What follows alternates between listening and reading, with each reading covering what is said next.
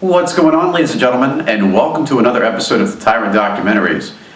Today I'm going to be discussing a topic that's been on the rise in America based on some of the tragic events that have happened in the last year, and that is gun control. Now I know what a lot of you are thinking. Tyrant's home state is Virginia, and when most people picture people from Virginia, well, they think of this. Come on, squeal, squeal.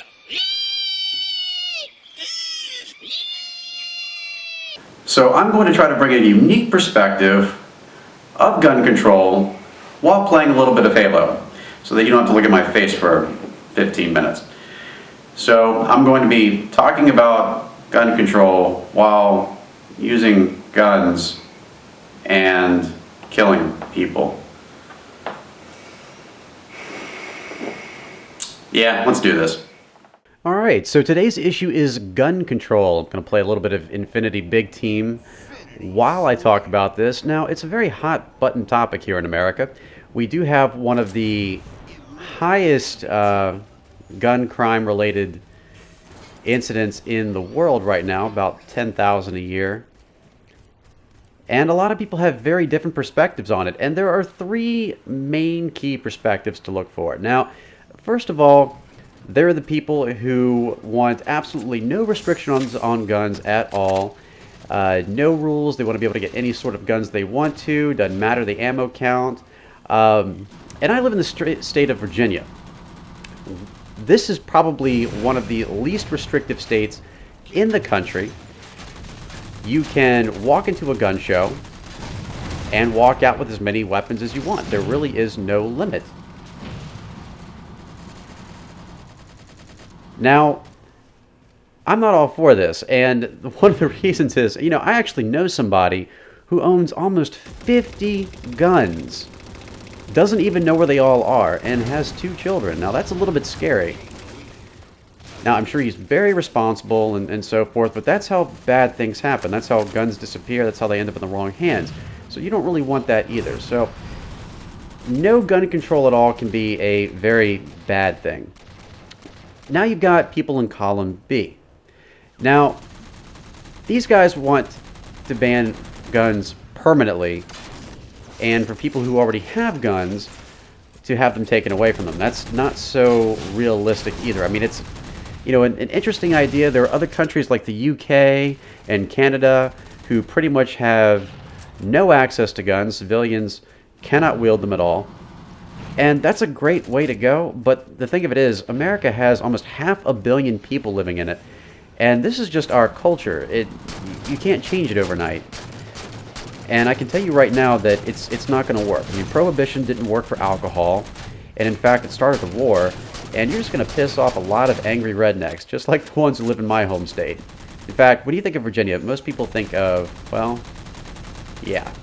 So that's sort of the second one, and again, it doesn't really apply.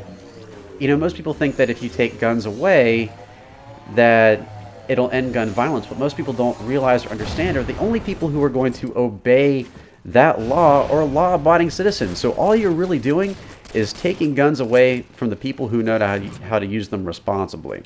And in fact, in 2011, less than 1% of gun-related crimes were committed using legally owned firearms.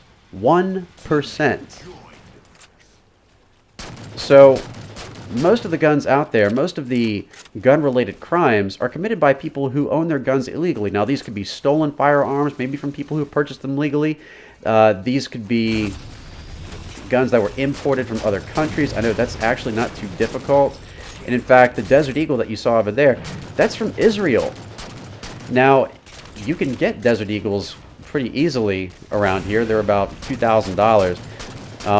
And not very cheap. But a lot of guns, again, can be imported. Most of the people who own guns in New York own them illegally, or at least the ones who own handguns. I mean, they're next to impossible to get. New York is a very difficult state to achieve firearms. Connecticut is also another state that it's very difficult to get firearms. They have very strict gun laws there, and look what happened last December. So again, the banning of guns just isn't the way to go. So then there's also column C. Column C is you are for gun control, but not for the banning of weapons, just stricter gun laws.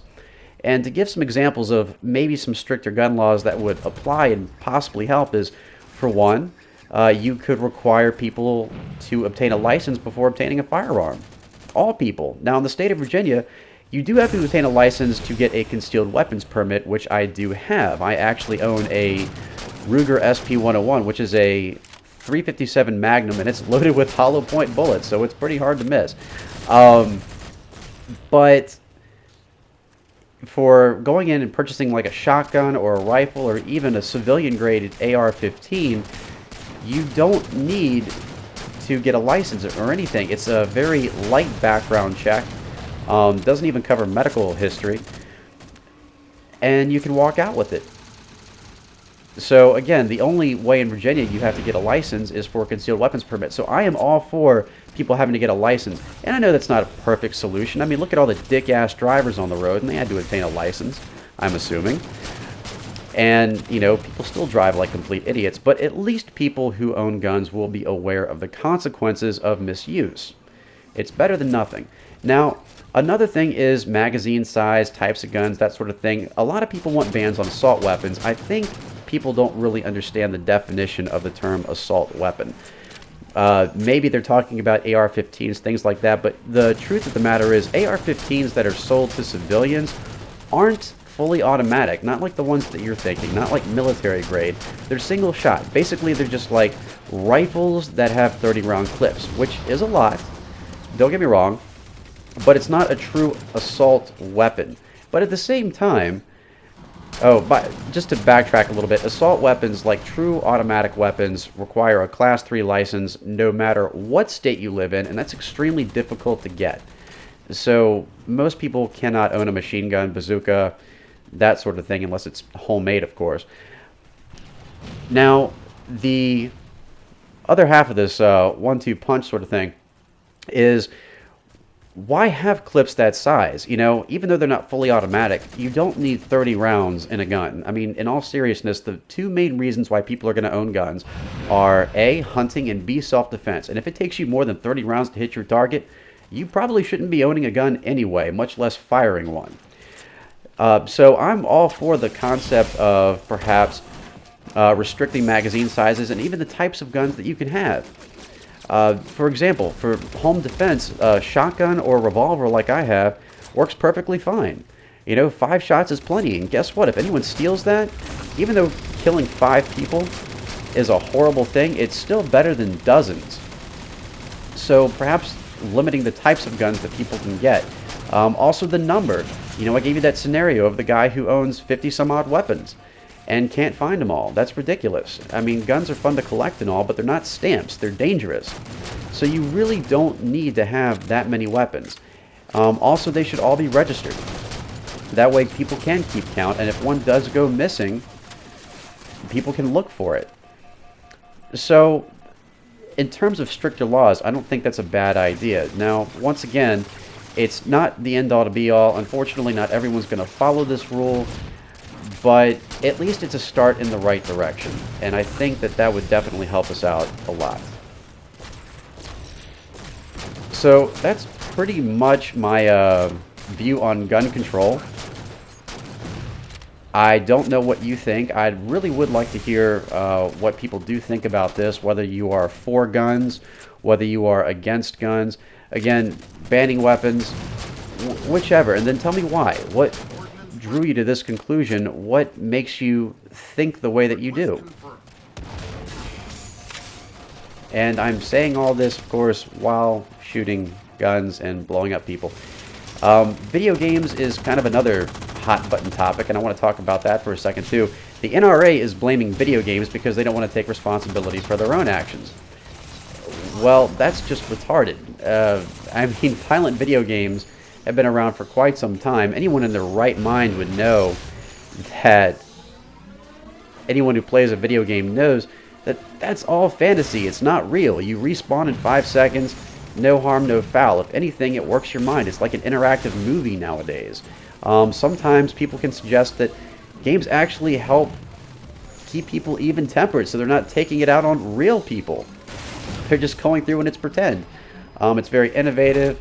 You know, again, playing video games is a hell of a lot better than going out and drinking, having sex, or killing people for that matter.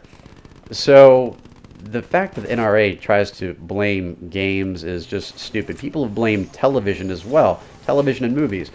My own grandmother thinks that TV is too violent. Well, guess what?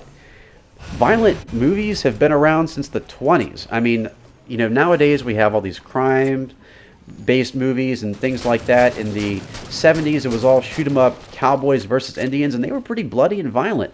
And prior to that, it was all mobster movies. If you've ever seen the movie Home Alone, that part of the movie where the guy goes, "Keep the change, you filthy animal," that's a real movie. I think it was called Dirty, or Angels with Dirty Faces or something like that, and that is an old movie. And the guy was blasting people away with a Tommy gun.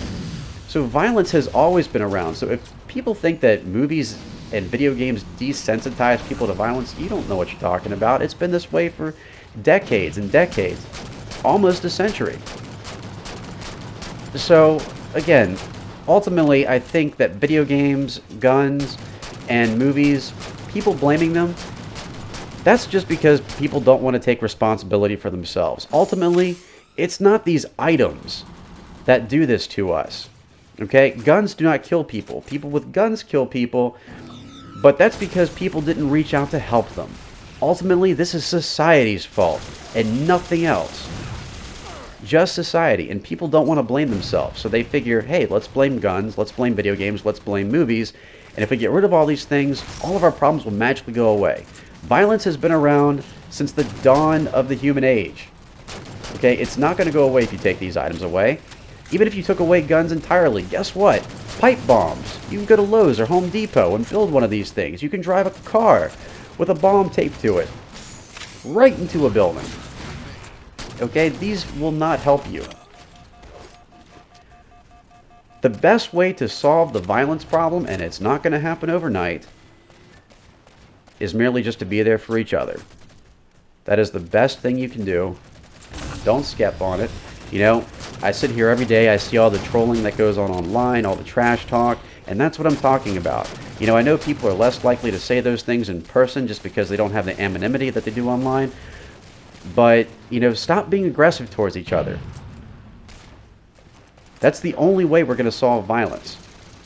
Again, gun control is a good thing, but it needs to be handled in the right way. Video games, they already put M ratings on there. Movies, you know, same deal. PG, PG-13.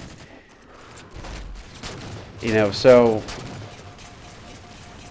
don't blame objects for the violence that we have in our countries. Again, America's a big country. You know, taking away guns is a lot more difficult than you think, but regulating the laws isn't. And it should be regulated. You know, I'm a gun owner, and even I say that. So, I hope you guys enjoyed my little 15-minute rant.